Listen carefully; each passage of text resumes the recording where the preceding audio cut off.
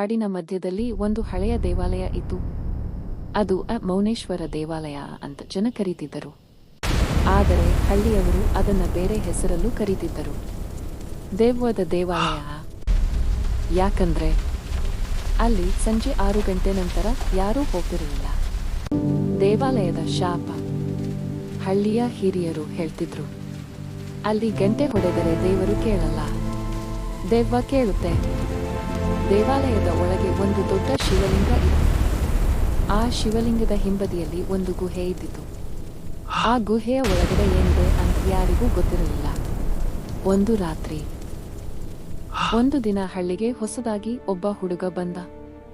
ಅವನ ಹೆಸರು ರವಿ. ರವಿ ನಗರದಿಂದ ಬಂದಿದ್ದ. ಅವನಿಗೆ ಭೂತದೆವ್ವ ಅಂತ ಏನು ನಂಬಿಕೆ ಇರಲಿಲ್ಲ. ಹಳ್ಳಿಯವರು ಹೇಳಿದ್ರು, ಅಯ್ಯೋ ರವಿ, ಆ ದೇವಾಲಯಕ್ಕೆ ಹೋಗ್ಬೇಡ, ಅದು ಶಾಪಿತ. ರವಿ ನಗುತ್ತಾ ಹೇಳಿದ, ದೆವ್ವ ಅಂದ್ರೆ ಕತೆ, ನಾನು ನೋಡ್ತೀನಿ. ರವಿ ದೇವಾಲಯಕ್ಕೆ ಹೋಗ್ತಾನೆ. ಆ ರಾತ್ರಿ ಗಡಿಯಾರ ನೋಡಿದ್ರೆ 12. ಮಳೆ ಸುರಿಯುತ್ತಿತ್ತು, ಗಾಳಿ ಕೂಗುತ್ತಿತ್ತು. ರವಿ ಟಾರ್ಚ್ ಹಿಡಿದು ಒಬ್ಬನೇ ದೇವಾಲಯದ ಕಡೆ ನಡೆದುಕೊಂಡು ಹೋದ. ದೇವಾಲಯದ ಬಾಗಿಲು ಮುಚ್ಚಿರಬೇಕಿತ್ತು, ಆದ್ರೆ ಬಾಗಿಲು ಸ್ವಲ್ಪ ತೆರೆದಿತ್ತು. ಒಳಗೆ ಪ್ರವೇಶ ಮಾಡಿದ ಕ್ಷಣ, ರವಿ ಒಳಗೆ ಕಾಲಿಟ್ಟ ತಕ್ಷಣ ಕಿಕ್, ಅವನ ಹಿಂದೆ ಬಾಗಿಲು ತಾನೇ ಮುಚ್ಚಿತು. ಅವನ ಕೈಯಲ್ಲಿ ಇದ್ದ ಟಾರ್ಚ್ ಬೆಳಕು ಒಮ್ಮೆ ಕತ್ತಲಾಗಿತ್ತು, ಮತ್ತೆ ಮತ್ತೆ ಬೆಳಗಿತು. ಆ ಬೆಳಕಿನಲ್ಲಿ ಅವನು ನೋಡಿದದ್ದು ದೇವಾಲಯದ ಗೋಡೆ ಮೇಲೆ ಕೆಂಪು ಕೈಗುರುತುಗಳು. ಅದು ಹಳೆಯ ರಕ್ತದಂತೆ ಕಾಣ್ತಿತ್ತು. ಗಂಟೆ ತಾನೇ ಮೊಳಗಿತು. ರವಿ ಮುಂದೆ ಹೋದ. ಶಿವಲಿಂಗದ ಬಳಿ ಹೋಗಿ ನೋಡಿದ. ಆಗ ಗಂಟೆ ತಾನೇ ಮೊಳಗಿತು. ಯಾರೂ ಗಂಟೆ ಹೊಡೆಯಲೇ ಇಲ್ಲ. ಆದರೂ ಟಿಂಗ್ ಟಿಂಗ್ ಟಿಂಗ್ ರವಿ ಬೆಚ್ಚಿ ಬಿದ್ದ. ಅವನ ಹೃದಯ ಜೋರಾಗಿ ಹೊಡೆಯಲು ಶುರು ಆಯಿತು. ಗುಹೆಯೊಳಗಿನ ಶಬ್ದ. ಅವನು ಶಿವಲಿಂಗದ ಹಿಂಬದಿಗೆ ಹೋದ. ಅಲ್ಲಿ ಗುಹೆ, ಅಂಧಕಾರ. ಆ ಗುಹೆಯ ಒಳಗಿಂದ ಹುಂ ಹುಂತ ಎಂಬ ಶಬ್ದ ಕೇಳಿಸಿತು, ಮನುಷ್ಯನ ಉಸಿರಾಟದಂತೆ. ಆದ್ರೆ ಅದು ಮನುಷ್ಯ ಅಲ್ಲ, ಅದು ದೆವ್ವದ ಉಸಿರಾಟ. ಅಲ್ಲಿ ಯಾರೋ ಇದ್ದರು. ರವಿ ನಿಧಾನವಾಗಿ ಟಾರ್ಚ್ ಹಾಕಿದ. ಗುಹೆಯ ಒಳಗೆ ಒಂದು ಆಕಾರ ಕಾಣಿಸಿತು. ಮುದ್ದಾದ ಕೂದಲು, ಉದ್ದ ಕೈಗಳು, ಕಣ್ಣುಗಳು ಹೊಳೆಯುತ್ತಿತ್ತು. ಅದು ಮನುಷ್ಯ ಅಲ್ಲ, ಅದು ದೆವ್ವ. ಆ ದೆವ್ವ ತಲೆ ಎತ್ತಿ ನೋಡಿತು ಮತ್ತು ನಿಧಾನವಾಗಿ ನಗಿತು. ಹಾಗೆ ದೆವ್ವದ ಮಾತು. ಅದು ಮಾತಾಡಿತು, ನೀನು ಇಲ್ಲಿಗೆ ಯಾಕೆ ಬಂದೆ?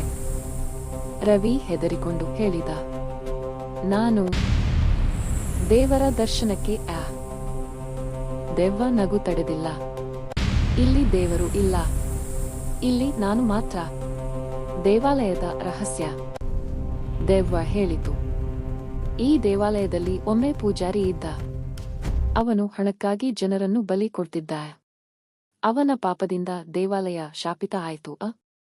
ಆ ದಿನದಿಂದ ಈ ದೇವಾಲಯದ ಒಳಗೆ ಬಂದವರು ಮತ್ತೆ ಹೊರಗೆ ಹೋಗಿಲ್ಲ.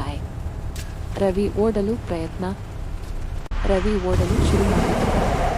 ಆದ್ರೆ ಅವನ ಕಾಲುಗಳು ಭಾರವಾಗಿ ಬಿಟ್ಟವು. ಅವನು ಓಡ್ತಿದ್ದರು. ದೇವಾಲಯದ ದಾರಿ ಮುಗಿಯಲೇ ಇಲ್ಲ. ಗೋಡೆಗಳು ತಿರುಗುತ್ತಾ ಇದ್ದವು. ಬಾಗಿಲು ಕಾಣಲೇ ಇಲ್ಲ. ಅವನ ಹಿಂದೆ ಚಪ್ ಚಪ್ ಪಾದ ಶಬ್ದ, ಮಣ್ಣು ತುಳಿಯುವ ಶಬ್ದ. ದೆವ್ವ ಅವನ ಹಿಂದೆ ಬರುತ್ತಿತ್ತು.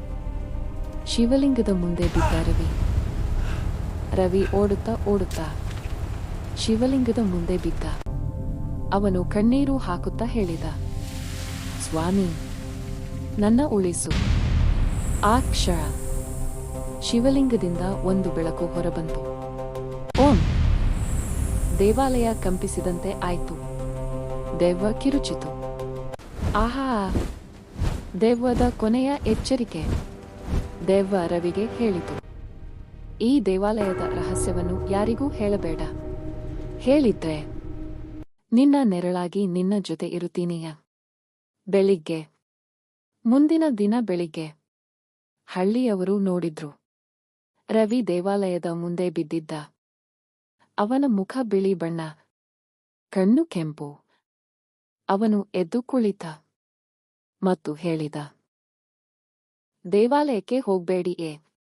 ಅಲ್ಲಿ ದೇವರು ಇಲ್ಲ. ಅಲ್ಲಿ ದೆವ್ವ ಇದೆ. ಕತೆಯ ಟ್ವಿಸ್ಟ್ ಅಂತ್ಯ. ಆ ದಿನದಿಂದ ರವಿ ಹಳ್ಳಿಯಲ್ಲೇ ಇದ್ದ. ಆದ್ರೆ ಜನ ಗಮನಿಸಿದ್ರು.